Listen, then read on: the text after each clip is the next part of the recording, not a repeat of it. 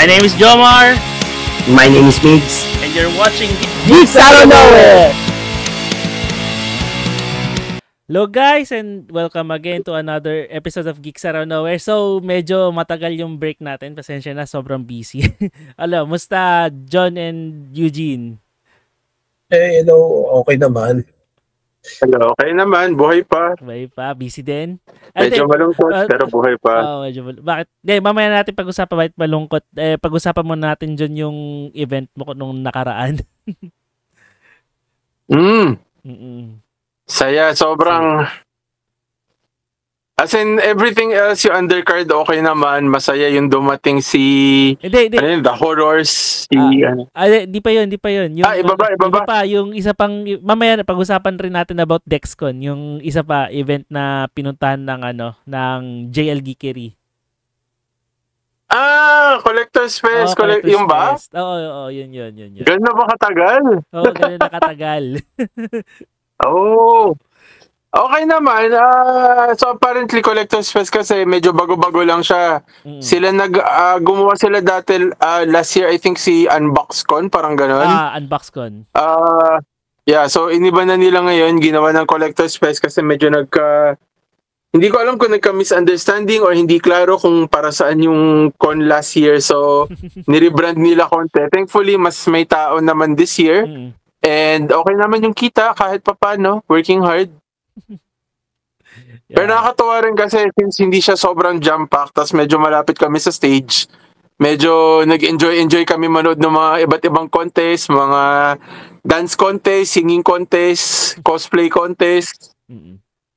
Admittedly, nakakatuwa kasi medyo matagal na kami hindi nakaka-enjoy ng con ng ganong paraan kasi usually bantay tindahan, sobrang siksikan, sobrang raming tao, so hindi kami makapanood ng kahit ano. Eto ngayon, since sakto lang yung tao, tapos saktong katabi lang namin stage. Sobrang saya, nakakatuwa. Ikaw Eugene, anong pinagkakabalaan mo ngayon? Well, ang pinagkakabalaan ko ngayon, syempre, Patron of the Arts. Mamaya, promote natin yan. Mamaya na natin yan. Secret pa yung isang pinagkakabalahan ko kasi pero nag-iisip ako gumawa ng card game. Sakto related din sa pinag-uusapan natin about wrestling naman. Yun. Yes. And pinagkakabalaan ko. But mostly the drawing na ulit ako. Mga X-Men 97 fan art. Hindi natin kung ano magagawa ko. Speaking of, papanoorin ko yun para mapag-usapan natin. Okay. Oh, sabay, same. Yes. Hindi ko pa napapanood. Okay. Sige. Pero bago yun, ano nga ba pag-uusapan natin ngayon? Kasi ito last few days lang nagkaroon ng announcement ang Manila Wrestling Federation that they're closing their doors or curtains and they will cease their operations na. So it is a shocker for the Filipino wrestling community, Filipino wrestling fans, lalo na sa atin, lalo na sa iyo John, kasi you're one of the avid fans of MWF. So I want to know muna your reaction and your thoughts about it. Siguro and paghihimay-himayin natin yung yung mga memorable things that we experience in about MWF and yung mga matches na tumatak sa inyo. So sige, let me start with you John, since anong pakiramdam mo ngayon biglang mawawala na ang MWF after 10 years of being one of the pioneers of local wrestling promotion sa Pilipinas? Honestly, so medyo magdi-deep dive tayo, hindi lang yung emotions ko about this, pero kasi so noong una ko siya nakita, na-shock ako. Kasi ang mangyari kasi dapat niyan, merong Republika nung May something, like May 15 or something like that. Yes. Basta something mid-May. Tapos may notice noon na yung ticket holders na Republika na yon makakapasok sa DexCon dekada ng libre kasi nga kailangan nila i-move yung Republika sa June 6. So ako naman, masaya ako noon kasi nasa isip ko, I don't have to choose between MWF and Zack Sabre Jr. sa Dexcon Dekada. So, masaya ako. And then, of course, I'm still looking forward to Republica kasi it's still MWF. I love MWF. I love the stars there. Interested ako kung what has happened the past 6 months with the wrestlers. Excited ako makita si Sad Boy na liwanag member na siya ngayon. So, I was excited kasi, double the wrestling. Sakto. Ngayon, Dexcon Dekada, tapos may K-pop concert twice, and then wrestling ulit. So, alam mo yun, sandwich between wrestling, and then the day before ng Dekada, bigla sila nag-announce. So, shock ako. Una ko naisip, paano yung wrestlers? Paano yung wrestlers na to? Kasi, paano ko sila makikita na paano sila kikita? Mahirap na to kasi medyo sizable ang roster. Tapos may mga bagong training pa. So, shock ako. Pero may napansin ako sa statement nila. Sinabi nila, wala silang alam sa kahit anong profit sharing hindi nila minention Dekada, pero obviously it's gonna be about Dekada kasi with Dexcon, kasi nga, yun lang naman dapat makaka-profit share nila kasi kung anong I'm assuming hindi naman si Dexcon gagawa ng libre lahat ng Republika ticket holders dito kung wala rin silang financial gain kasi alam mo ayaw nila malugi lalo na they just brought in Zack Sabre Jr. Which I assume not exactly the cheapest. So medyo napaisip na may problema ba between Dexcon and MWF. Tapos eto na, nagdekada na tayo. Napansin ko lahat na wrestlers mainit. Si Dexcon mismo nagsimula siya with is one of the owners ng Dexcon, I think, if I'm not mistaken. Sinimula niya yung show by wanting to reveal something so badly. Nag-CM Punk, CM Punk cross-leg upo sa gitna ng ring. Pero sabi niya, you know what? Let's just enjoy wrestling. Huwag na natin pag-usapan. Pero there's something up between Dexcon and MWF. It doesn't help na almost all the wrestlers were so heated up that night. Alam mong may issue. Sila. Some were just saying na parang, hindi nila halos yata minention MWF by name pero sinabi lang nila, Pinoy wrestling is just beyond the brand. It lives on kahit na magsaraman ibang pintuan, may bubukas pa rin yan. So, they were hopeful but there was an underlying tension between the wrestlers against MWF. At least yun yung read ko. So, I think it doesn't help na from what I've heard, dati pa to. Kasi yung PWR, I think, medyo connected sa MWF yung ownership So, this isn't the first time na nagkakaroon ng management trouble. So,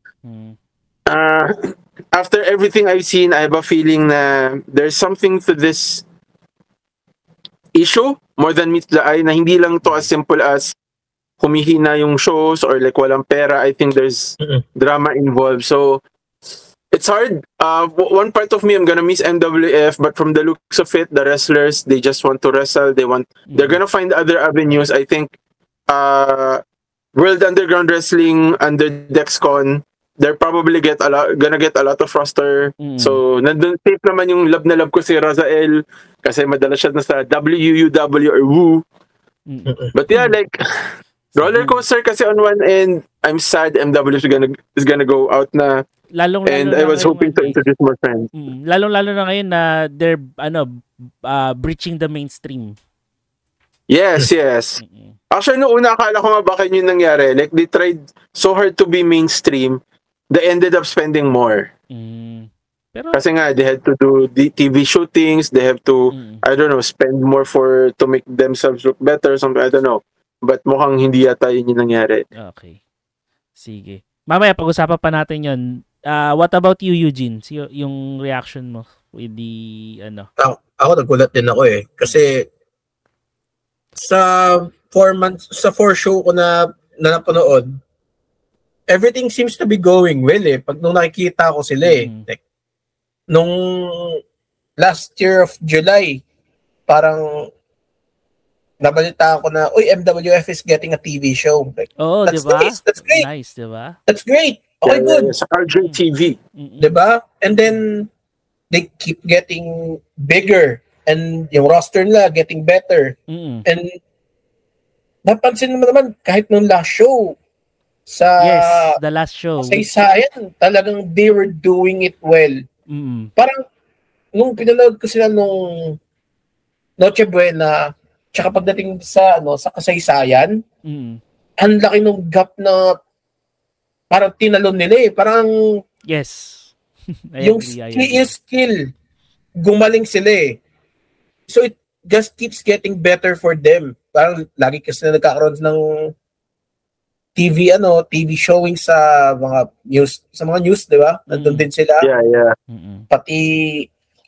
Pati ata game shows, sasali din sila eh. Family Feud, nandun sila. Family Feud, nandun sila eh. It's like, everything is getting better na talaga eh.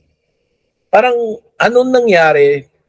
Why the sudden, jump to say that, we're quitting. We're done with, MWF, we're quitting. That's it. And it's such a shocker talaga. It's like, parang nag-bake ka ng cake, halfway through na nasa oven na siya, tinapon mong ganun. Di ba? May off. Because the way they worded their statement pa na all MWF stuff, it's theirs, bawal gamitin and stuff like that. Like, yung ring, yung belt, pati yung... Yeah. Kaya daw nung ito nabalita ko to sa isang Discord group sa wrestling community din na there are a lot of MWF fans. Kaya daw parang nagtataka sila kung bakit wala yung belt kay Jake De Leon. Yeah. Tsaka bakit daw napaka-face-ish daw ni JDL nung event na yun. Wala siyang Oro Plata Mata gear, man. Which is frustrating kasi on the Dex Con Decada show, bumili ako Oro Plata Mata finally and then wala pala. Sayang. And sige, yun. Thank you, Eugene. Ako naman, no? Kung kayo nagulat, ako hindi ako naniniwala. I think it was just kayfabe for Republica to hype up the event. Pero parang in the state of denial pa ako nun eh. Oro Plata Mata. Oro Plata Mata. Hindi ko alam yung mata ganyan. Sabay-sabay muna tayo. Oro Plata Mata. Ganun pala. Yun, sorry. Yata. Para mali yata ako sa mata eh. Ganito, mata. Kasi mata eh. Sige. Para may... Nakaano ako, ganun ako. Ikaw, dyan naka-plata. Si Eugene naka-mata. Yan. Paano ba? Literally, babalik lang pa siya ng ganyan? Oro, plata, mata. Tama. Binabalik lang nila. Akala ko ganyan. Okay, mali ako. Tiyan mo, spot pa ako ng ganito. Ang weird nga hindi na nililinaw eh. Okay. Yan, oro. Oro, plata, mata. Yun. Yan, mamaya, maano tayo niyan?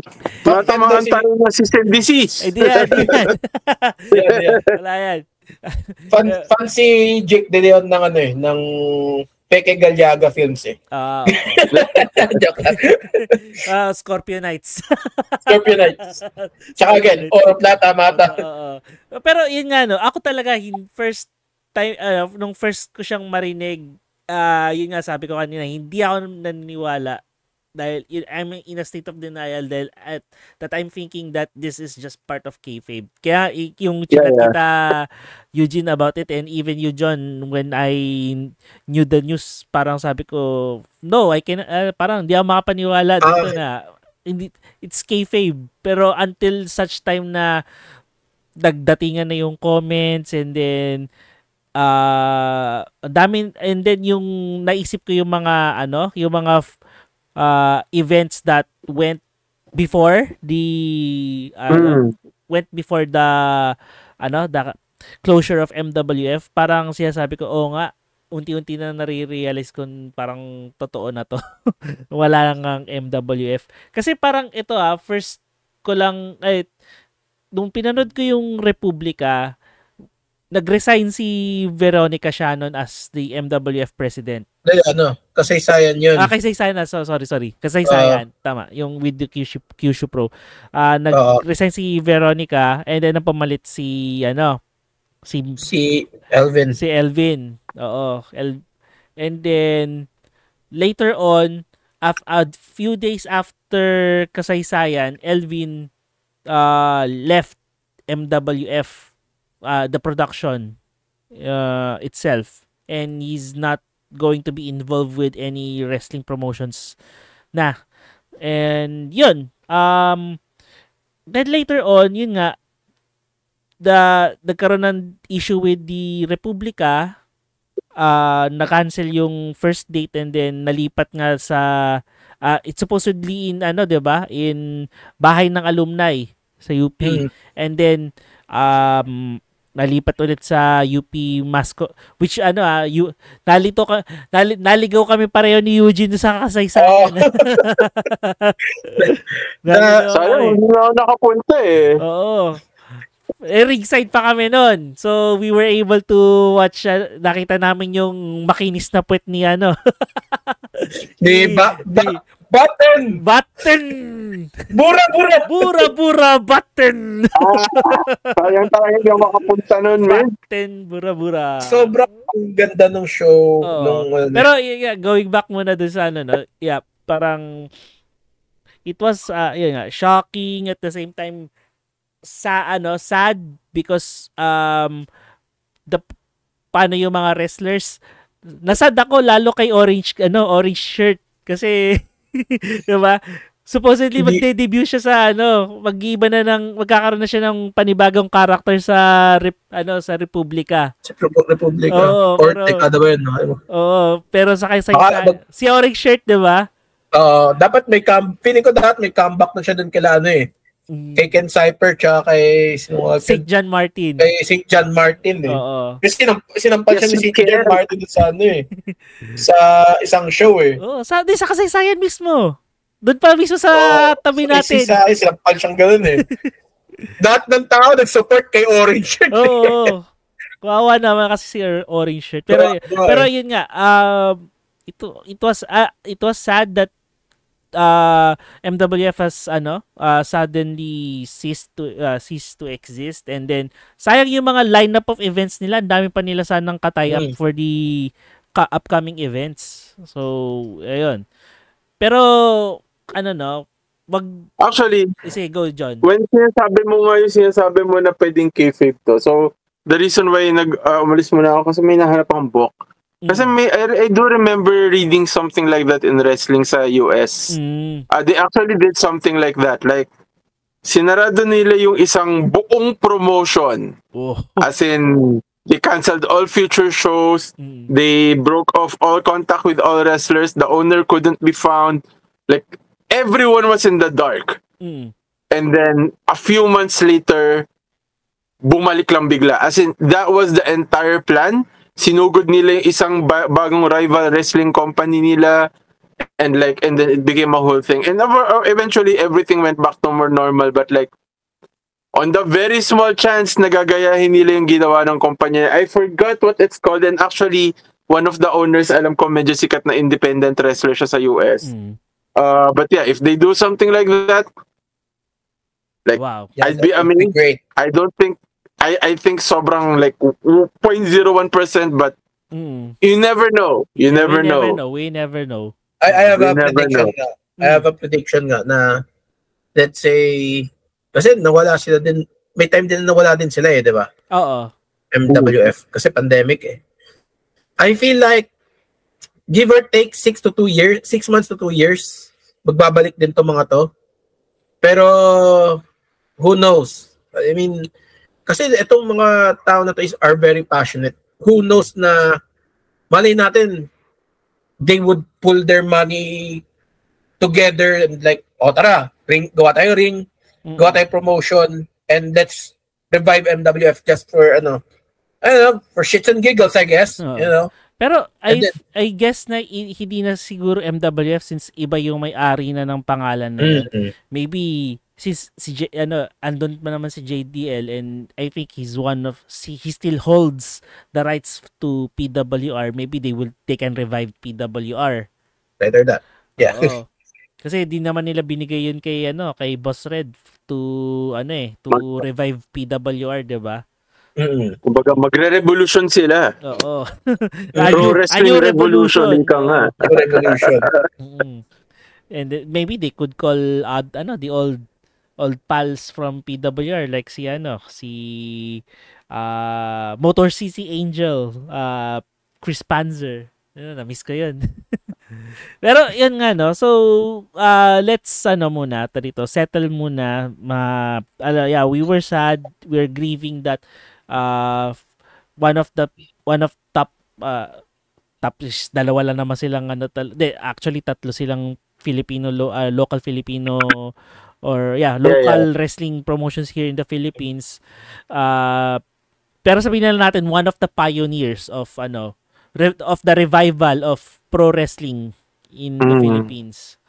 So yun, nakakalungkot na after magta 10 years na no, pero wag na nating hindi naman we're not going to process our sadness no. Tatanong ko na lang sa inyo na paano kayo na in love, or how did you know about MWF, and what made you fell in love, or what made you like MWF? Sige, ikaw Eugene. Ako kasi nagsimula yun sa FPW. When I first watched FPW, parang na-decide ko na okay, I'm gonna try this promotion then, MWF. So, nanood ako sa Makati, which is Road to Fate yun. Yun yung unang lipat ni David Ravena sa Oro Plata Mata. Yun din yung unang championship match nakita ko si Robin Sain tsaka laban kay Fabio Makisig. Ano pa ba mga nung una ko na siya napanood, parang okay, this is very interesting. Kasi parang kung iko-compare mo sa FPW, MWF has story. Or PWR noon. FPW na. Hindi ko siya dapat. FPW, because hindi ako nakapanood ng FPW. Parang ang first watch ko ng MWF is August of last year. Okay. Pero yun yung una ko. Pero yes. Have you seen naman yung mga action novela sa YouTube and FB? Yeah, pinapanood ko kasi may mga full shows sila sa YouTube din. So, na-curious ako, pinanood ko din. Alright, interesting. Sige, manood ako ng MWF show. And then, nung napanood ko, like, okay, sige, next year, nood ulit ako sa September, that sinama ko yung katropa ko. Enjoy naman kami. And what made me love MWF more was not yung two shows na first na napanood ko. It was yung Noche Buena. Kasi parang doon, sila talagang binigay nila yung what they can. And ang ganda nung walang tapon yung matches nila. It's all good. Storytelling. Ito yung 2023? Ito yung ito yung yung naglaban yung apat. Parang matibay match. Tag team match. Yeah, tapos yung kasama si Robin Sain? Oo, kasama si Robin Sain. Tapos si Danny.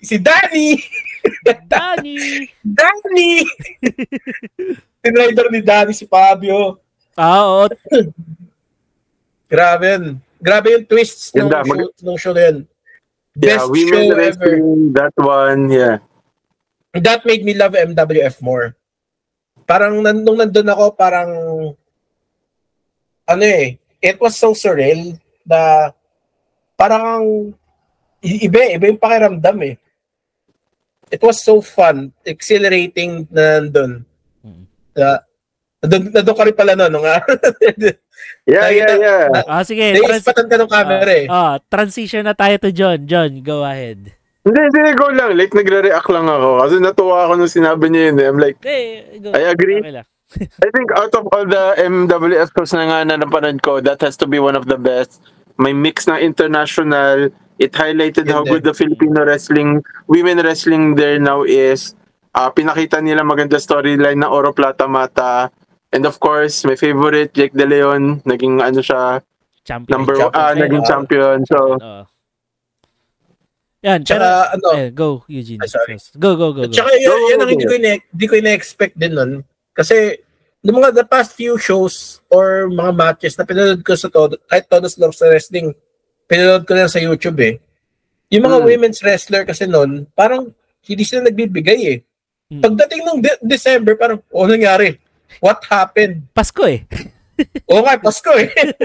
Parang big game. Like, I agree with that. As in, I've been watching women's wrestling sa MWF. Like, it's okay. It's okay, but wala. Like, hindi ako captivated by them. But yung four-way na yon, I think the first time kong pumalakpak talaga ng sobrang lakas kasi ang galing. Between, four-way between Joya, Chelsea Marie, Super P, and Patricia Ligaya. Yes.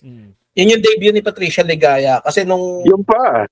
Yeah. Past few shows din na yun was... Ano na siya eh. Parang correspondent. Announcer lang. Announcer, correspondent. Parang siyang si The Miz. Marites.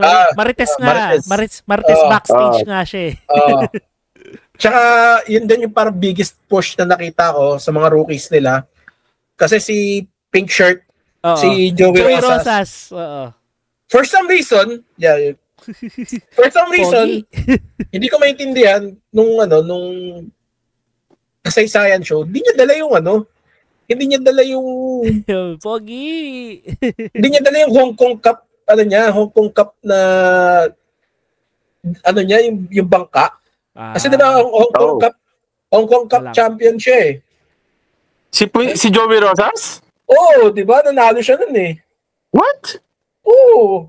Nung three-way na yun, diba si Michael Su, si Bitman, tsaka si... Oo nga, no? Panalo siya eh. Nagtataka ako, baka isinyalis na rin yun, no? Kasi wala na yung cup sa kanya eh. By that time sa kasaysayan, dapat nasa kanya yun eh, di ba? Kahit yung Chili Willy Cup, wala na rin kay kay Ken Cypher eh. Pero kasi yung Chili Willy Cup kasi, magkakaroon siya ng panibagong tournament. Yun nga lang din. Kaya siguro. Pero supposedly, dapat nga, andun si Ken Cypher for the Chili Willy Cup as defending winner. Siguro, pero later on na siguro 'yun. Sabi niyo pala si si Tricia Ligaya, no?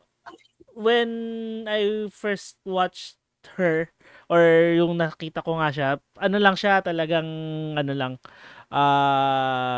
yun yung wrestling hindi siya announcer, no? Reporter siya, backstage, the backstage Marites nga siya, 'di ba? And pero nandun na yung aura niya to be one may character na siya. Aura to be one of the top stars of MWF. And then yung napanood nga natin yung match niya with sa kasaysayan. That all passion from her body lumabas. Grabe yung match na yon, tag team match na yon with her and Super P versus Joya and Chelsea Marie. Chelsea Marie was such a brat, pero she was able to deliver her her character as a heel in during that match. Pero yun nga, going back to the question, I was sabay kong sabay kong sinubaybayan ng PWR at MWF maybe around 2014 nung nagkaroon sila, yun yung unang labas ng sabi natin the revival of Filipino wrestling sa Pilipinas. Pero much invested ako sa PWR kasi dahil kay rivalry between Jake De Leon and Classical Brian Leo. Kung baka di nyo na alam, kilala si Classical Brian Leo. si Classical Brian Leo yung unang tumawid coming from PWR going to MWF. I think a lot of some of our viewers could know him. Pero yun nga, that's also yung time na rin na yun, fan din ako ni JDL kasi iba rin yung niya charisma niya nun eh. So coming from and he's top heel pa ng PWR nun. Then later on nga nawala na yung PWR, then nagkaroon ng FPW. Still MWF is standing strong. And yun nga ang mga what made me love MWF, it's their constant parang pinangatawan ng talaga nila yung pagiging yung brand nila as a Filipino pro wrestling promotion kasi they really imbued a lot of Filipino stereotypes and in our and cultural aspects dun sa mga either sa storylines nila, sa mga characters na binild nila. Like say for example si Razael, di ba? Mukhang siga sa kanto na naging wrestler, di ba? Nakaka-relate ka sa kanila eh. Di ba? There are characters in MWF that would reflect sa'yo or natatatak sa'yo. So, and it will make you invested with them and their stories and their and the wrestling promotion itself, the shows itself. So, yun, madalas akong makapanood ng action novela. And then, gusto ko pa nga nung angle na yun is yung nakuha ni Ohulun yung MWF Championship. And then yung mga rivalries between Robin Sane and Robin Sane and Fabio Makisig. 'Yon. Ang ganda ng storyline na 'yon. And then si Rex Lawin andyan. Alam niyo ba nagkaroon ng parang crossover between PWR and MWF nung dumalo si Rex Lawin sa isang show ng PWR, tapos si JDL sa some of the wrestlers ng PWR dumalaw rin sa MWF. Parang di nyo na yun, no? Pero di nyo na actually ngayon ko lang binabasa history ng MWF PWR kasi akala ko all this time PWR na una and then MWF nag-split sila into MWF saka si FPW. Hindi pala. Hindi. Nauna si MWF pero mas sumikat si PWR kila-una. Then nag-slow burn yung kasikatan ni unti-unti slowly but rising yung kasikatan ni MWF until nag-pandemic. Yeah. So, yun, no? And I thought PWR closed down like matagal na. Hindi pala, like recently lang. Yeah. This pandemic, during the pandemic lang talaga. Nagsara sila. Then, ayun. I know that. And then lumabas yung FPW. Actually, ito lang, so, may kasalanan ako sa mga MWF wrestlers. Sabihin na lang natin yung totoo. Pero ito, kasaysayan lang yung pinanood ko na live show nyo. Pero thank you na rin dahil it was memorable dahil nakita ko si Tito Tajiri na silver foxed hair na. Tanda na siya. And he still got it. Yeah, he still got it. Pero parang lasing talaga sa lagi, no? Ganun pa rin siya maglakad eh. Ganun. Nagtataka nga ako, injury ba yun o nakaganyan? Sa kanya siguro lang yung leeg niya kaya ganun siya maglakad. Ganun. Kailangan niya sa lompas. Pero yun nga, ang siguro ang magiging critic ko lang dun sa show na yun is masyadong maraming matches, napagod ako. Pero it was fun. Really, really fun. Medyo lang ako sa venue kasi mababa yung ceiling. Baka mamaya pag tumalon sila dun. Saan ba to? Sa UP, sa UP. UP Film hindi ko pa Center. Hindi siya doon sa mismong Cine Adar na. Naligaw nga kami ni John doon eh. Sa tabi siya ng Mascom. Naligaw ako na, naglakad pa nga ako pag Oo. So, yan, speaking fights na. Go. Sige, go John. Ilan ba yung fight? Marami. Ang dami. Marami. Oo. Talagang they showcase compared dun sa compared dun sa FPW na pinanood ko? Oo, mas marami ang ang matches ng MWF. As in, kasi parang talagang inano nila parang talagang kinompress nila sinulit nila Kasi sabihin na natin sa wait lang, sorry. Ano yan? Go Eugene. Yung hindi nila sinama sa action novela to, pero si Paro G. Oo, andun. Pre-show yun, pre-show. Si Paro G. Pre-show. So, ewan ko ba't nila sinama. Si Isaiah Valencia, laban niya kay Mentai Kid. Hentai Kid daw. Si Hentai, sorry. Tingnan ko sa YouTube. Sino pa mga So, si Mentai Kid, laban niya kay yun, si Isaiah kasi Valencia. Marami rin Kyushu Pro Wrestling na sumali, no? Oo. Tapos yung triple threat ni Nigel San Jose, Main Max, tsaka ni Danny Zamora. Ang ahas ng Cavite. Si CJ Serapin. Hudas ng Cavite. O pwede rin naman ahas. Si CJ Serapin, kalaban niya si Kodai Nozaki. Tapos yung tag team na si Super Friends, tsaka yung Chelsea Marie, tsaka si Joya. So 5 na. Teka, may match pa si diba? Si Aaron Liwanag. Si Aaron Liwanag pa. Tsaka si Orange Shirt. For some reason, di rin nila sinama wala dito sa YouTube.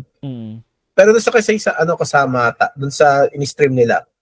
Tsaka si Joey, tsaka si Batin.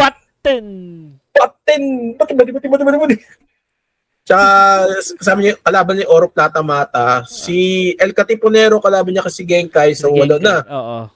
Then yung yung championship match. Rex Lawin versus Napakinggan ko pa lang yung listahan, napagod na ako. Diba? Ito yung second to the last Pero si muna, Ken Cypher, SJF. SJM, tsaka yung si Mr. Clean. Tsaka yung kalaban niya si Mr.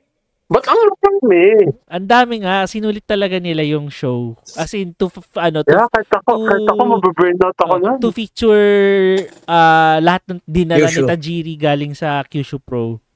Ano pa ba? So, yung Rex Lawin laban kay JDL. So, 10 na. 10 na. Pero pa yung main event, tag team ni Tag team ni Fabio Makisig tsaka ni Tajiri laban kay Jomar.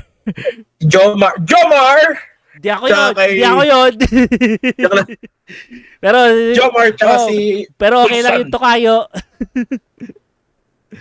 Ang Asosan.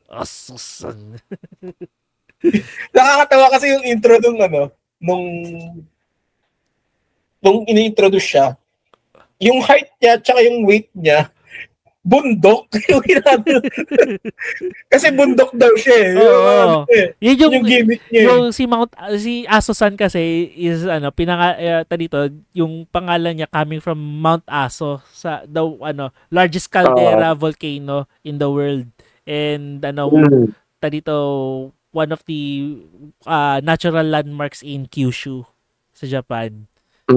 So kaya kaya Aso-san siya. Aside from all the technical difficulties na nandun sa show na yun, it went well. Yeah. Grabe yung technical difficulties na, pero at least we enjoyed pa rin. Kasi nung lumabas yung mic, na-excite kami lahat yes, Mike! Si Main Max nag-speech na kaganito lang, walang Invisible mic. Invisible mic. Saan nag-mic ganito lang din. Walang mic. Pero grabe, ma-burnout yata ako nun. Marami masyado nga rin. Oo, di ba? Sobrang dami. Talagang jump pack. You got your money's worth talaga Grabe. Ang ganda kasi yung mga Japanese wrestlers, feeling ko tinuruan talaga nila itong mga Tsaka, sabi nung nakatabi ko nga nung shoutout to you. Hindi, nakalimutan ko pangalan niya. Yung kaibigan ni Fabio. kaibigan ni Fabio yung gumawa daw nung documentary niya. For some reason, no January, they just wanted to train. Talagang, nag-train sila lahat. Talagang they gave it their all. Kaya siguro yung sudden spike of quality when it comes to their wrestling, parang iba eh. It's not your typical normal everyday Kasi nung, sabihin natin, I compared it to kasaysayan. Parang pa-amp up sila eh. Nung nanood ako I guess sasabihin ko yung pinaka-disappointing show na napanood ko was yung after ng Road to Fate, which August? September. Nung pinanood ko yun, parang it was fun. It was a fun match. It was a fun show. Pero hindi siya ganun parang hindi ako na-excited. Road to Fate? Hindi yung Road to Fate. Yung September show na after ng Road to Fate. Kalimutan ko ang pangalan niya. Bago sa may sa may Mandala pa. Nawala ka bigla. Anyari dyan? Sandali. Na-curious ako kung pinanood ko yun eh. Ano pangalan ng show? After ng Road to Fate, bago mag-Todos Los Wrestling, kasi September. Sorry, na-curious lang ako kung nanood ako nun Pero sige, habang nalungkat mo yun, Eugene, ano naman yung mga memorable matches na tumatak sa'yo, tapos yung or meron bang storyline na favorite mo or rivalries sa MWF na talagang inabangan mo and sinubaybayan? Mahirap yan eh. Pero siguro yung climb ni Joey Rosas. Yun yung pinakamagandang story kasi. Kasi from nagulat nga ako nun eh. from show niya ng August, yung first debut niya, kasi kalaban niya nun si Isaiah Valencia. Si Pink Shirt pa siya nun. Tapos, parang nagkasagutan pa silang dalawa ni Isaiah na, di ako magpapatalo sa kahit katropa ko. Parang gano'n, naglalaban-laban pa silang dalawa eh. Sayang, no? Kaya lang singit lang ako konti, no? Sayang, no? Di ginawa ni Joey Rosas na entrance yung Rosas eh. Yung kanta ni at hindi. Fun fact. Sinabi niya yung line na yun sa nung naging nung naging Joey Rosas na siya. Sabi niya magiging kulay rosas na ang bukas. Legit, sinabi niya yun doon sa Hardcam. Alright, cool. Okay. Yes, makalinig kami. And yung climb niya kasi parang siya yung unang colored shirt na nakita ko eh. Hindi ko naman alam yung mga colored shirt noon eh. Kasi siya lang yung umaangat eh. So far nung panahon na yun. And then parang tama ka. Naalala ko nga gumawa pa ako ng post noon eh na parang sino ba yung nakaganitong shirt kasi ang galing niya. Yata At tsaka nung sumunod na show nung nasa show na sila yung Mandala Park na show nila. Sa Mandala Park. Sa Mandaluyong. Yung libre bigla. may pwede ka makalibre kapag kapag nasa Mandala Park ka. Anyways, yun yung ang laki ng push kasi sa kanya. So parang dun sa matchup na yun, naka 2 matches siya. Pero dun sa show, syempre ika-cut up nila into episodes. Pero naka 2 matches siya dun sa show na yun. Ang unang kalaban niya si Robin Sane. And ang galing niya nun. Nakatapat niya veteran eh. Sipin mo. Pero wala siyang panalo, ni isa. Hindi siya nagkaroon ng panalo nun nung matches na yun. Todos Los Wrestling, ewan ko kung meron. Parang meron nata, kasi kalaban niya ata nun si... Kalaban nila nun, alam ko sa Todos Los Wrestling, kalaban nila si Ken Cypher tsaka si SJM. Kasi yun yung part ata na naghahanap ng tag team partner si SJM. Para makuha yung WUW belt. Tapos, parang kasama ata ni Joey Rosas si Danny. Danny! We're gonna meme Danny a lot here. Kasi, nung last show sa kasaysayan, talagang na-trash talk siya ng hard. Siya lang yung pinaka-na-trash talk hard na napanood ko eh. Aside from CJ. So, talo sila nun. Wala talagang panalo si Joey Rosas after nung debut niya. Nung tawag doon, again, Todos Los Wrestling ata, yung nagkaroon sila ng 8-man battle royale, nanalo siya nun eh. And then, nakapasok pa siya sa yung Hong Kong Cup ba yun? Hong Kong Philippine Alliance Cup. Oo. And then, grabe, parang rookie lang to ah. Ang bilis ng climb niya. Kalaban niya si Beatman tsaka si Michael Su. Nag-flex off muna sila kasi lalaki ng katawan nila eh. Dude, si Michael Su, sobrang feel ko dapat may feature yun sa wrestling, man. Complete package. Talagang nag-flex sila, lalaki ng katawan nila eh. Walang magawa si Joey, gumanon na lang siya eh. Si Dunkin' Donut.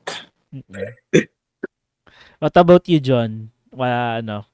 Memorable storylines or matches or rivalries sa MWF?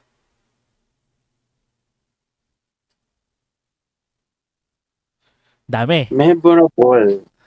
Dami. Storyline kasi admittedly, since hindi ako nanonood ng mga month to month or week to week na action novela TV, hindi ko admittedly nasusubaybayan yung mga stories nila.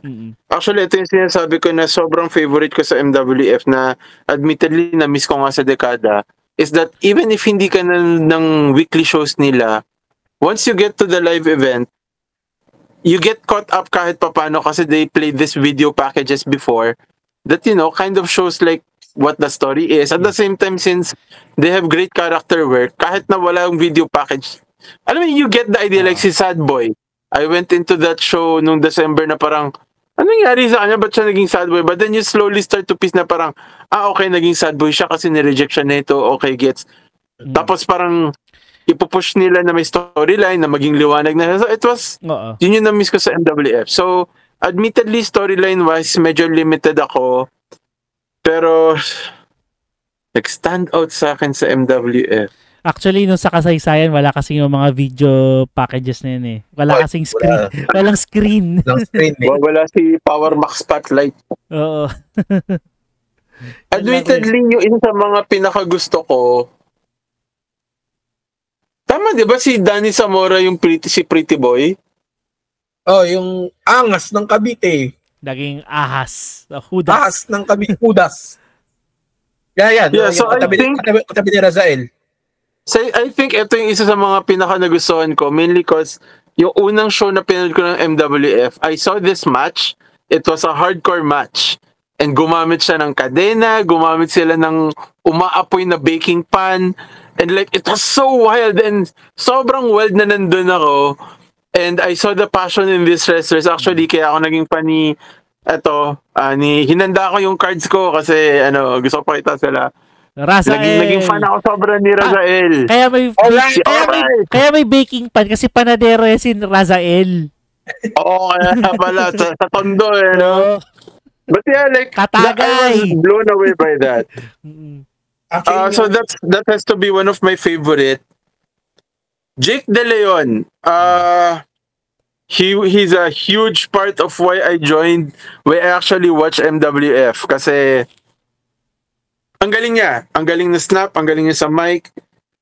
I think yung pinakagusto kong away niya is with Crystal. I think itong away na to dati pa, hindi to during the time that I was watching, but I did watch a few clips, and I was like, blown away kasi it's, lalo na if you're coming from a WWE standpoint, wala nang intergender match. Like the last time there was such a thing was I think Eddie Guerrero versus China Peta, China versus DDP. So, sobrang tagal na. So when I saw this, I was like, kaya ba nito? But then I watched it and then I was like, dude, ang galing nilang dalawa. Oo. Jake De Leon sold for Crystal.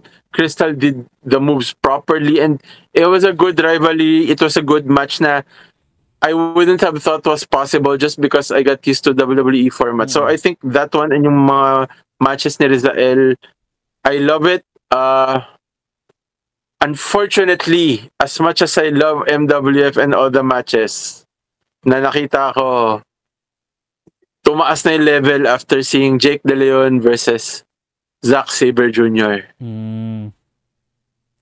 Like, dun ko nakita na ang layo pa ng kailangan tahakin ng ibang wrestler. But I have to admit, Jake De Leon was able to hold on. He was able to hang with Zack Sabre Jr. I think there's a future there. Pero like, balik tayo sa MWF, I think it's hard for me to pinpoint matches and storylines kasi I admit ang arami magagaling. Favorite ko lang talaga si JDL saka si Razael for both different reasons. Si Robin Sane, oh my God, Yeah, insane. Robin Sane. Sobrang My galing niya. Sobrang galing niya. He's a high flyer. Tumatalon-talon kung saan-saan. Si Fabio Makisig, I think like, hindi ko get yung appeal niya noong una, but the more I watch him, I'm like, okay, I see why this guy is so appealing. Paminsan nakakalimutan mo na same height lang sila halos ni Robin Sane just because of how good he is in the ring. So he looks larger than life, and at the same time yung his movesets napakalinis. Yes. The first time na so like if the yung pinanood ko siya live ay grabe. Sabi ko, wow. Yeah. Klase. Like, ibang klase. So like rather than matches, I think I just want to highlight the wrestlers I loved in MWF na ano. Let's go with it. So go. Go, John. So yun nga, the wrestlers that I love is Razael, just because he always entertains me. I love the alright. JDL, oh my God, amazing in the ring, passionate in the mic. Crystal, sayang nawawala siya recently, but I always liked her wrestling work. But here's the thing talaga sa akin. I hope that the Pinoy wrestlers will keep on pushing. Kasi I admit that another thing I liked about MWF is nagpapasok sila ng mga foreign wrestler. And when I saw Michael through how he moves, how he is on the mic, like napansin ko parang kaya pa mag-improve. And then eto, hindi siya sa MWF. It was in a DexCon show, si Alexis Lee from Singapore. Yes, Alexis Lee. Wow. My God! She was so good on the mic. Even during meet and greet, iniinsulto niya ako. And I was like, this is such great character work. Like, kahit after yung match, like... Nagiging masokista ka. Bigla. Yeah, like parang ginagayan niya ako. Tapos ako tumatago ko kay Liv. Kasi Liv, bugbugin mo. Si Liv nahiya rin. So, but like, and she was amazing in the ring. So I think, yun yung I admit. MWF, I think they still have some ways to go. I highlighted yung mga magagaling na, si Jake De Leon, si Fabio Makisig, si Robin Sane, and then we have the entertainers like si Razael. Doon ako medyo nalulungkot kasi I feel like there's so much talent in MWF, and bringing all these international wrestlers, give them a chance to push themselves harder, and now it's gone.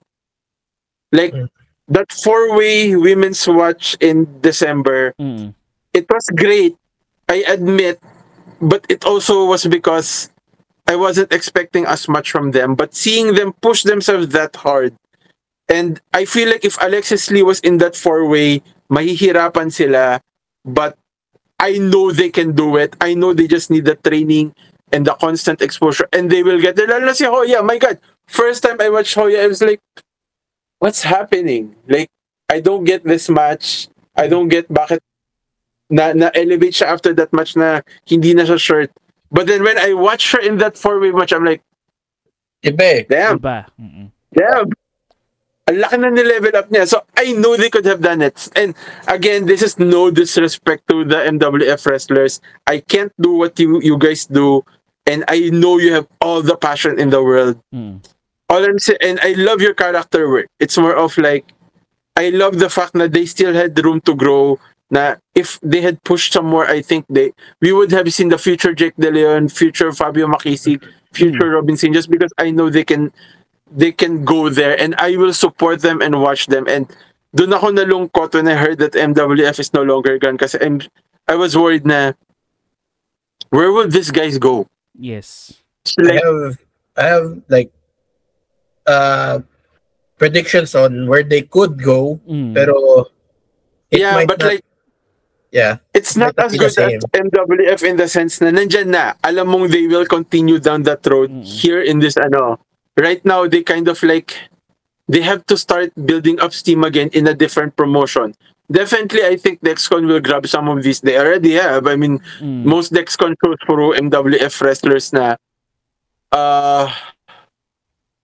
But doon ako nalungkot kasi like, malaki na yung roster ng MWF. The potential was there and I'm gonna miss them. I'm gonna miss seeing Tajiri. I don't know if he's still gonna be involved in WUW. Woo. I really hope. Like I would love to. I would like to thank MWF for bringing me all these memories, for making me fall in love with Pinoy wrestling. Na I remember back in high school, I actually wrote a paper on wrestling, and I did do a small blurb na during the 80s there was a wrestling show here na I couldn't find too much info on kasi wala pang Google that time. Well, may Google na pero like infancy pa. So, I could barely find articles on it. Alam ko lang there was someone called Paul Torero, the fake Undertaker. So, it was so nice when I first watched MWF. And now, like, I'm happy na Dexcon is still there. I'm happy that I think Jake De Leon will stay in Dexcon naman, in Dexcon shows. I'm happy next Dexcon show is in July, which will feature the tag team champions, si SJM and si Ken Cypher. Si Ken Cypher going against Razael, and I keep forgetting his name, pero anak nung may-ari ng MWF. Yung medyo sabaw, yung mahina uminom. Sino ba yun? I forgot his name.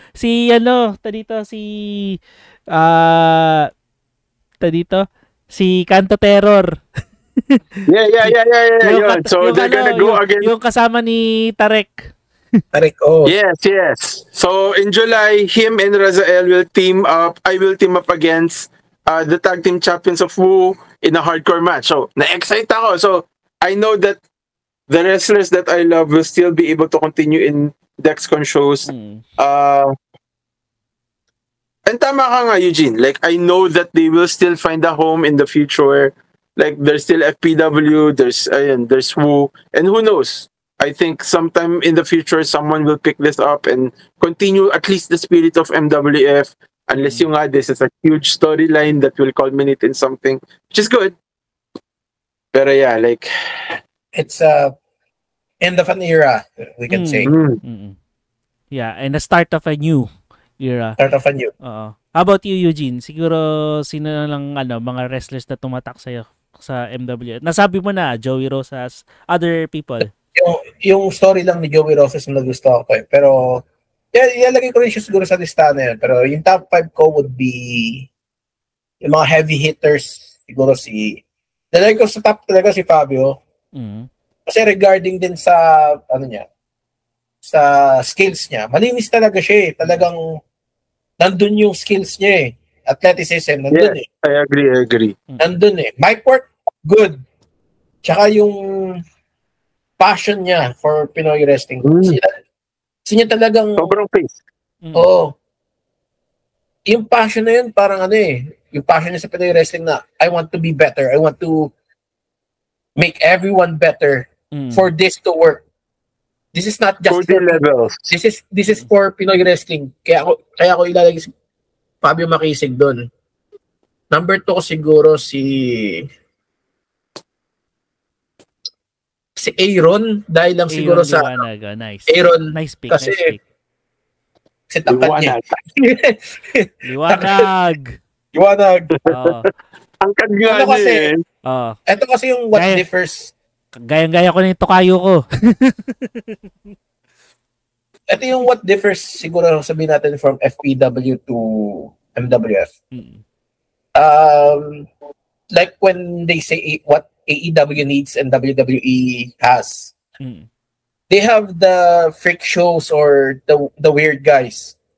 Aaron is a weird guy. What? Yeah, Aaron is a weird guy. Right? Nagsimula siya as kaibigan, Kaibigang Aaron. Kaibigang Aaron eh. Parang, yeah! Laking mama, parang bata eh. And then parang ngayon, edgy guy na siya. Parang na siyang si Mankind. Hindi, parang nga siyang Undertaker Tagalog. Oh, Undertaker Tagalog. So very good. And sino pa pwede pang ilagay? Robin Sane will always be there then. Kasi same din siya with Fabio Makisig. Na nandun yung skill, nandun yung for Filipino wrestling. Okay, good. Lalagay ko si Robin Sane talaga doon. Skills-wise, NSJ. Kasi malupit siya eh. Kasi gusto ko yung mga suplex niya eh. Tsaka yung mga... Nigel San Jose, yeah. Yung mga breakdancing moves niya eh. Parang, NSJ. Nigel Suplex. San Jose. Siguro panlima ko last na ilalagay ko doon si Ken Cypher. Ken Cypher, yeah. Wow! Ken Cypher. I'm surprised sa list na yun. Wala si kumparing JDL. Kasi di ko siya, mostly kasi ng mga matches niya, well, it's great. Ang pinaka na gusto kong match niya is against Fabio. Anything na against Fabio is a good match. Tsaka yung kay Danny. Pero kasi yung problema kasi nung naglaban sila kay Danny, parang walang bawi si Danny.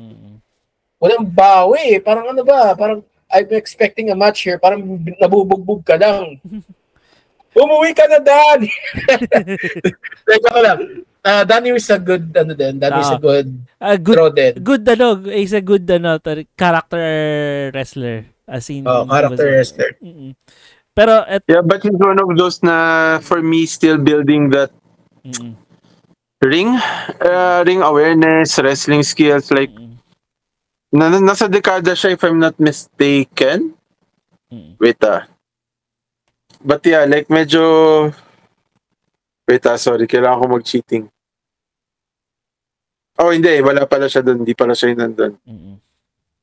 But yeah, like si Danny medyo... Actually, nagulat nga ako sa turn niyang yun nung Christmas kasi I was like, he feels kind of too new though. Pero kasi parang nandun na eh. It feels like nung Todos Wrestling, parang nagbi-build up na yung nagbi-build up na siya eh, na magto-turn siya eh. Parang nandun na eh. Lalo na nung Binoston Club niya si Orange Shirt. Tapos, hindi niya pinabigyan si Orange Shirt. Talagang kawawa yung bata na yun eh. Okay. And then, yeah. Ayun. Kaya nagugulat ako sa listahan nyo Wala kayong binanggit na Rex Lawin. Di ko naman kayo mabiblame doon kung hindi nyo na... Wait. Kung hindi nyo na si Rex Lawin nung prime niya. Sino pa ba? Add ko lang pala siguro sa add ko din si Super P tsaka si Crystal. Kasi sa mga Pinay wrestlers sila talaga yung top tier. Talagang magaling din sila, skills and wise. Sorry, continue. Yun na. Okay. Well, ako naman, siguro mga top wrestlers or memorable wrestlers sa akin because of their character work and their gimmick and aside from their skills. Unang-una, si Mr. Lucha. Yung unang partner ni Super P. Hindi ko naabot pero parang hindi ko ito kilala. Hinahanap ko nga si Rex Lawin eh. Di mo ay, nako. Di mo kilala si Rex Lawin. Si bumulusok ang usok. Rex Lawin. Rex Lawin, actually, I was looking forward with this match against Jake De Leon. Pero parang feeling ko, hindi yun yung match na hinahanap ko between them. Kasi parang galing sa injury si Rex Lawin. And I know Rex Lawin has a lot more to give because nakita ko yung prime niya eh. Iba yung prime Rex Lawin dun sa nakita natin na Rex Lawin dun sa kasaysayan. He could... Kasi... Okay. Sorry. Kilala ko siya. Sorry. Si Rex Lawin. So, yun. Yeah. Nakalimutan ko ng pangalan niya. Katag team ni Crystal. Wala, galit ako sa kanya. Galit ako sa kanya sa dekada, tinalo niya si Rizael eh. Tangina. Grabe. Pero nakatawa nga sa meet and greet eh. Like, sorry, random lang, pero nung during meet and greet, like, masyado na yata nahalata kasi may isang wrestler doon, sabi niya si David Ravena nga yata. Sabi niya, sandali. Hello? Nasaan si Rizael? Nandito yung fan niya. I'm like, putya, masyado ba akong obvious na fanboy? And, yeah. Sorry. Mr. Lucha. Mr. Lucha, yan. Apa ba? So, Razael is good. Good character wrestler din siya. Ang galing ng niya. Siya pa ba tumatak sa Ken Warren, coming from PWR, tas lumipat sa MWF. He's the social media sinister. Still, kahit na wala na siya sa MWF ngayon, nasa Canada na kasi siya yata eh. Canada, America. Kaya. Actually, siya daw yung, may kaibigan kasi ako sobrang hilig niya sa wrestling. And hindi siya fan ng Pinoy wrestling, pero may mga gusto siyang mga wrestlers. Si Ken Warren yung isang minention niya, sabi ko, hindi ko siya kilala pare. Yan. And then, hindi ko siya kilala pare. Siyempre, I think umalis nga kasi siya after the first show I watched. I think after that saka siya umalis eh. Nag-tag team pa sila ni Crystal actually. Sinandawan ni Rex Lawin. Nung MWF din, parang kalaban na Oro Plata mga tatas. Dinaya sila as usual. Actually, dito nung umalis si Ken Warren, dun yung start of heel turn ni JDL. So kasi di ba parang may issue nga silang dalawa. Kasi nga tag team sila, they're the pro wrestling OGs. PW OGs. Simula pa yung PWR days nila. Ganda nga ng theme nila nun eh. Nung entrance theme nila. Ayan. Yeah. Yes. End of a revolution. Oo. Tinapos nila yung PWR days nila with that match.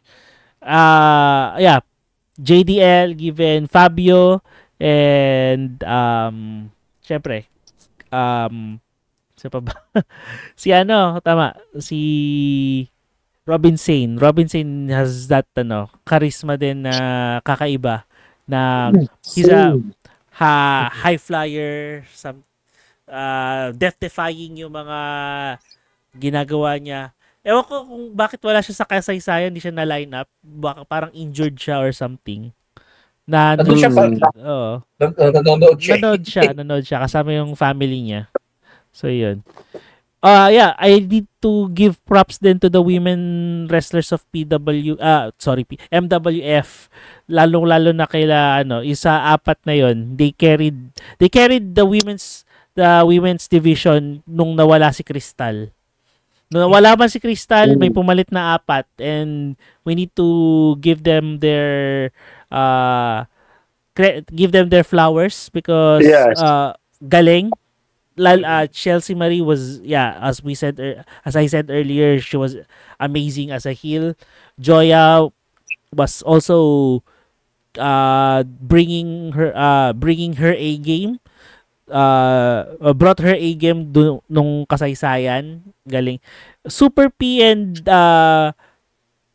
Patricia Ligaya were very much enjoyable to watch dun sa tag team match na yon. I was able to see their chemistry there. Tapos kudos din kay Patricia Ligaya because napaka-passionate nung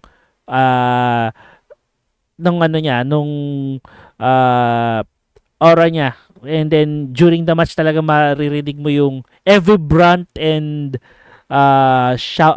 sigaw niya, brunt and shriek during the match from Patricia Ligaya was so much believable. Talagang Super P was Super P. Galing pa rin. Classic na comedy / character work sa mat, pero it was still part of the storytelling during the match, which is enjoyable.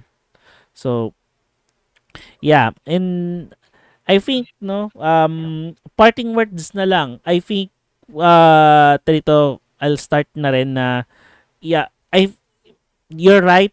Philippine wrestling doesn't end with MWF, it would start a new leaf.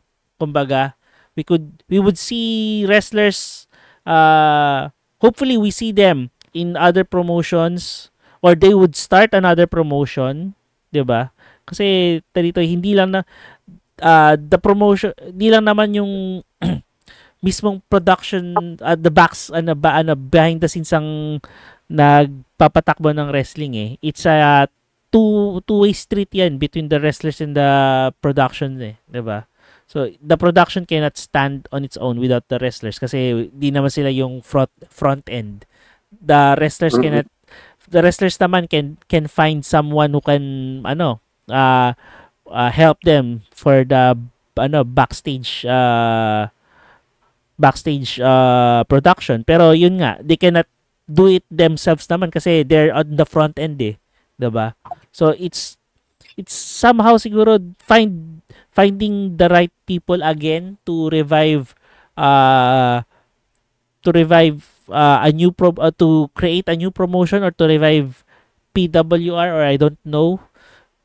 PWR is still they can still revive it because the owners are still involved with and some of the people coming from pre-PWR are members of the roster of MWF. They can do it. They still have the papers. I don't know kung pwede nilang gawin yon or what, pero it's still a possibility. I don't know. But I hope that I could see some wrestlers still wrestle because they're promising. They're very they're getting there, and hopefully nga we will still support them, and we hope that we could see them more. Yeah.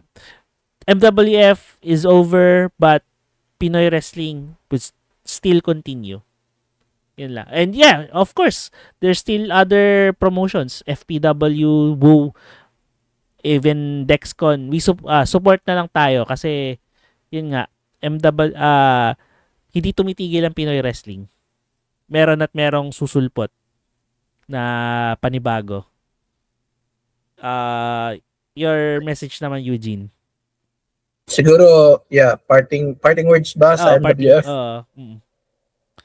Well, yeah, it's a heartbreaking thing na nawala sila. And it's true, and it's very sudden, especially pa-rise up na sila eh.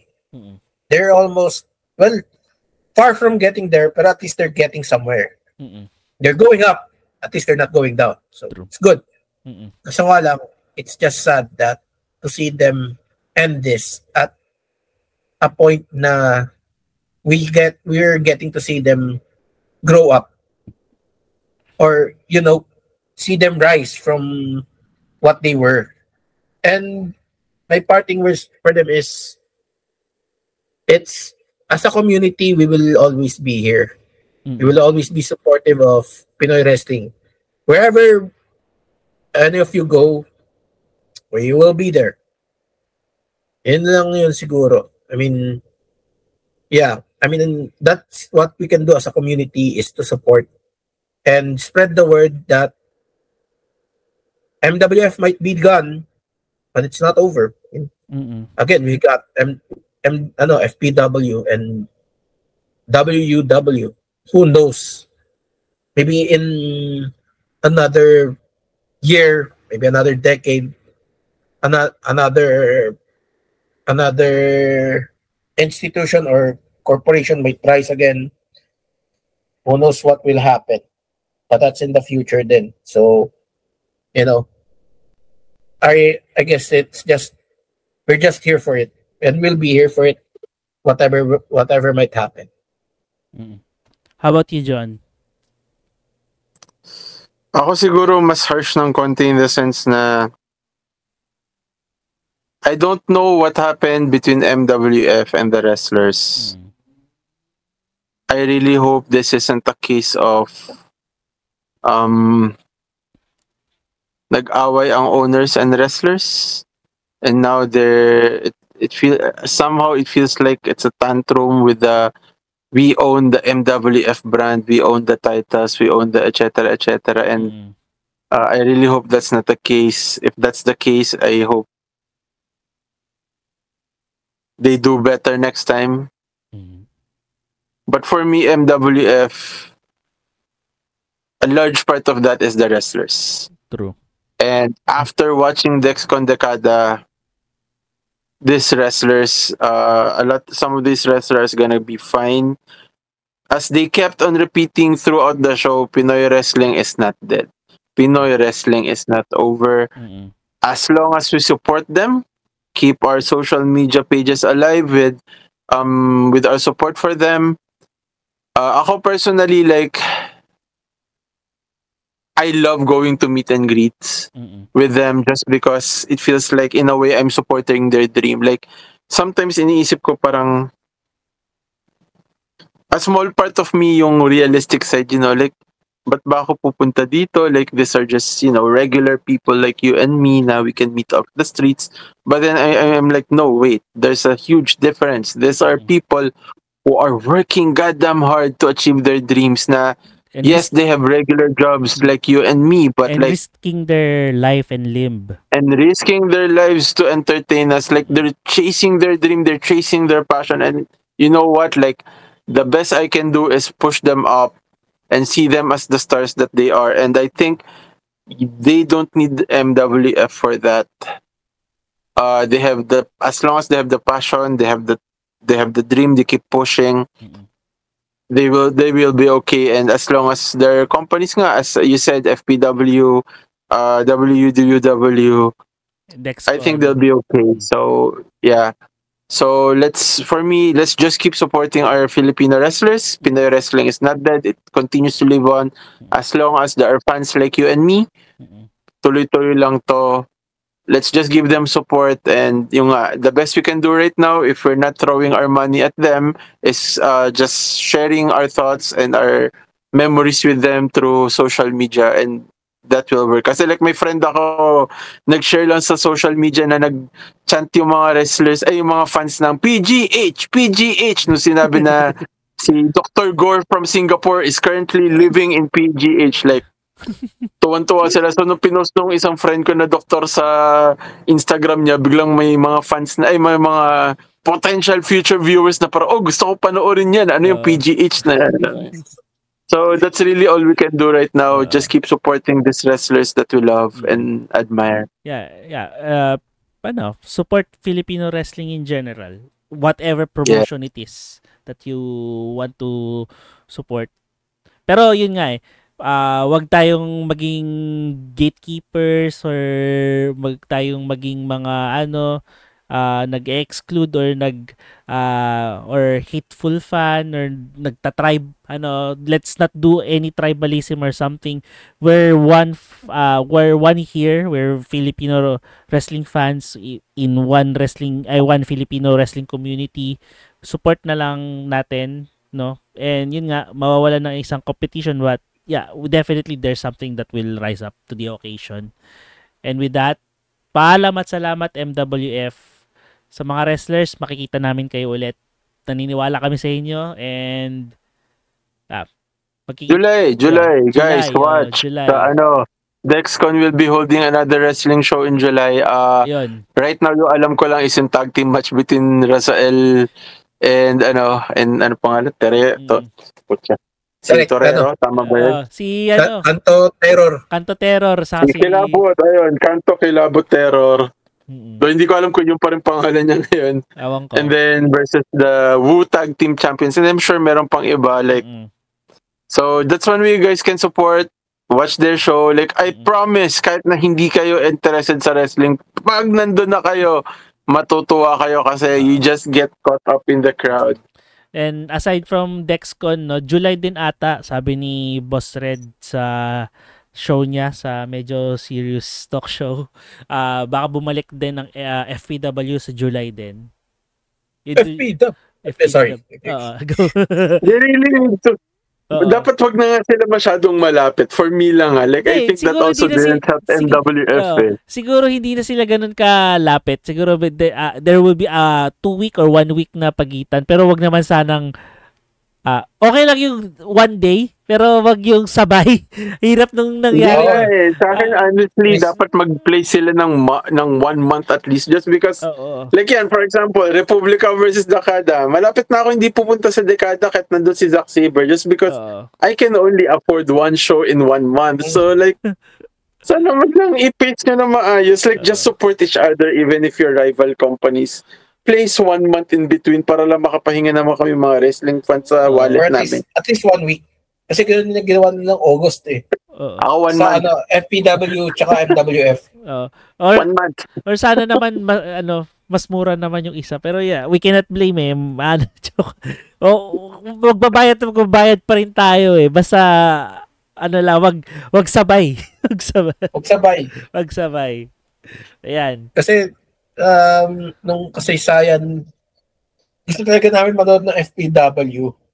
Then, inuna namin talaga yung MWF kasi MWF kasi Kyushu Pro tsaka si Tajiri eh. So why not? And also yes, nauna sila eh. Nauna talaga sila mag-announce. Kung nakikinig man si FPW, please paki-improve yung merch ninyo kasi like gusto ko bumili ng merch during that session and like t-shirt lang siya. Like gusto ko ng cards. Bigyan niyo po kami ng cards. May cards sila. May cards. Yeah, yung cards nila doon sa show na yun, parang, 1, 2, 3 tao lang, tapos yung isa pa doon injured, so hindi ko nakita mag-wrestling. Lalabas pa yan. Ito lang sabihin ko lang, hindi sa pinagtatanggal ko ang FPW, pero let them cook. Kasi ngayon, nung last show nila na di na nga natin napanood, they're cooking something eh. They're cooking something up. Sige, natin, sana. Tingnan mo, si Boss Red nga, biglang sumalang ulit sa ring eh. Diba? Nasipa nga siya ni Tiago eh. Diba? Sige, tingnan natin. Baka, since wala na si MWF, baka mabigyan ko ulit ng chance si FPW.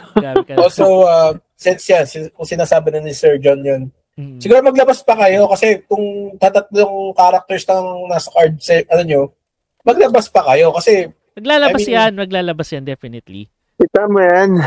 Nagkukulik ako ng cards ng kung sino-sino sa MWF. Wag yan, nag-blank ako dyan. Sa MWF na sobrang rami na iba hindi ko kilala pero like natutuwa ako kasi may cards sila tapos meron silang matches, mga tag team, mga kung ano-ano.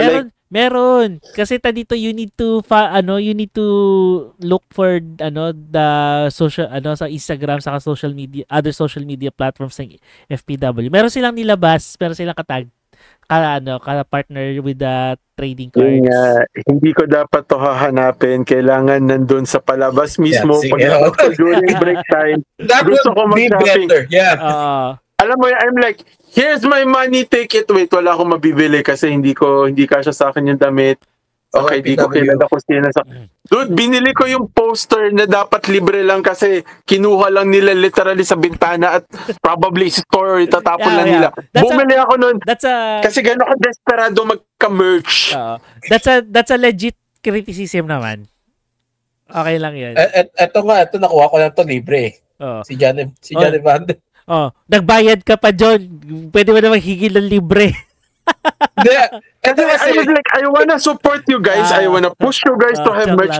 I will use my money to buy that. Like, alam mo ba, medyo mataas nga nila una binibenta parang 500 and then eventually like naging 300. Sabi ko, sige na, 300. Kasi 500 is a bit too steep. Lalo na, hindi ko alam kung ikaw nga yung nakita kong binigay nila ng libre but I did see them. Hindi ako. May kumuha lang. Eugene May kumuha lang. Ito iba to. This is from their first show. Okay. Doon sa likod ng elevator yun, sabi ko doon kasi AB3. Si AB3. Bumalik si AB3. Si AB3 yung dating merch guy doon sa merch stand. Ko, Sir, may poster pa kayo doon. Wala pa nung pilot show niya yan. Kunin ko na lang. Sige, kunin mo na. Sige. Tara, papahaba na tayo. Closing na tayo. Shout out, John. May mga events ka bang pupuntahan? Shout out ko. As usual, JL Geekery, mga mga customer namin. In Toycon, lalabas kami kahit na Ayun. hindi pa namin na ano sa page namin, but we'll be in Toycon. So, Yes. if any of the listeners here gusto nyo ng any gaming goods, from music vinyl to games to toys, anything video game related, except t-shirts, wala kami t-shirts. Daan lang kayo sa tindahan namin sa Toycon. It's Booth 64. We'll probably put like a picture of a slime sa taas ng tent namin para makita kami. Dadaan kami dyan. And then of course, Dadaan kami. Caleb, yes. Go, John. Eugene. Okay, promote ko na dahil eto na, excited na kaming ilabas ang Power of Doom Vendettarama Remix Part 1. Yun! Lalabas na to sa Nice. Patron of the Arts, June 1, 2, nandun ako. Bili po kayo, 199, may libreng sticker sa loob. Bili po kayo para makapunta ako ng Toycon, para mapunta ko rin sila Sir. Reserve mo ako yan. Reserve na si Sir Jomar. Same. Iba pa yun sa binili ko sa'yo, di ba? Yun yung pilot. Ashcan yun. Yung pilot. Okay. Ashcan pilot. Ito yung remake, polished, better art, better story. Ito na ang Power of Doom. Sige. Save mo sa akin yan. And with that, no, in relation kay Eugene, no, shoutout muna ako. Shoutout to my wife. Shoutout din sa father ko. Belated happy birthday sa mother ko, sa kapatid ko. And also, I would like to congratulate din si Miguel, si Migs. Congratulate natin siya dahil engaged na siya sa fiancé niya ngayon, si Kata. Congratulations, Migs. Congratulations. Lapit na. Sana this week na makasama na siya ulit sa mga wrestling natin. Hopefully. Kung hindi na siya busy sa work niya, ewan ko, nag-iipon na ng pangkasal yun.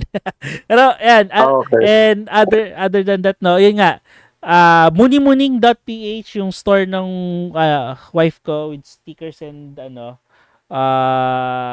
and other stuff, art prints will also be available sa Patron of the Arts. Andun kami sa Patron of the Arts summer, June 1 and 2 sa Centris, Quezon, Eton Centris Elements.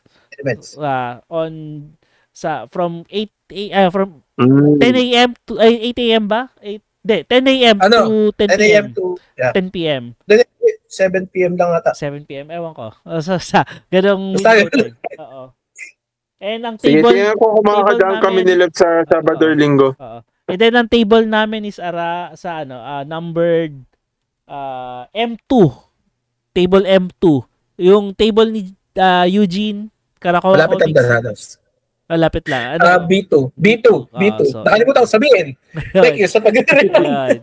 So, yun. So, please come over sa Patron of the Arts and support your local artists and then bili rin kayo ng mga merch nila. Hopefully, makita namin kayo doon. Yan. And with that ends our episode for Geeks Out of Nowhere. Hopefully, we could do another episode again. Di na natin pag-usapan yung wag na natin pag-usapan muna yung King of the Ring saka King and King saka yung Zack Sabre Jr. man. Yun na lang, next time na lang. add pala natin sa with regards sa critique ni Sir John ni FPW, please maglagay kayo ng gap between matches. Nauubusan kami ng hininga. Kakasigaw. Bigyan kami ng at least 3 to 5 minutes na patnugid after ng match para makapagpahinga kami. Okay, tanong lang, video montage man lang ng mga pwede ba kumuha kayo ng tao na gumagawa ng video montage para sa storytelling man lang, like para lang alam ko kung nangyayari. I know you guys want loyal May gagawa na yun, hopefully naririnig nila tayo, pero okay lang yan. Let them cook. Magla-lunch na naman ako ng Tyrene. Wala na panahon magluto. Wala na akong choice, okay? Patapos na tayo. Okay, sorry. Ako okay lang. Pag-let them cook mamaya, overcook na. I-edit ka ba? Okay lang yan. Sige. Ayan. Sige. Sorry. Next time. Alam ko, John, next time we're going to do gaming episode. Basta maglaro tayo lang kung ano man. Di ko lang alam kung paano natin i-shoot 'yun. Basta gawin na lang natin. Oh, yeah. Sige. I-prepare niyo next time. Yeah, and with that, we end this episode. Thank you very much again for joining us here on Geeks Out of Nowhere. Plus don't forget to like this episode, subscribe to our channel, YouTube channel Geeks Out of Nowhere. Also, we have our socials, Facebook, Instagram, Threads, and TikTok. Wala kami sa X or Twitter. Yun lang. And with that, my name is Jomar together with John and Eugene, and we are 1, 2, 3 Geeks Out of Nowhere. Thank you very much. Alright. Paalam at salamat MWF. Thank you very much. Maraming salamat MWF. Stalker ako, puta. Hintay ko kayong pagbalik. Bye-bye.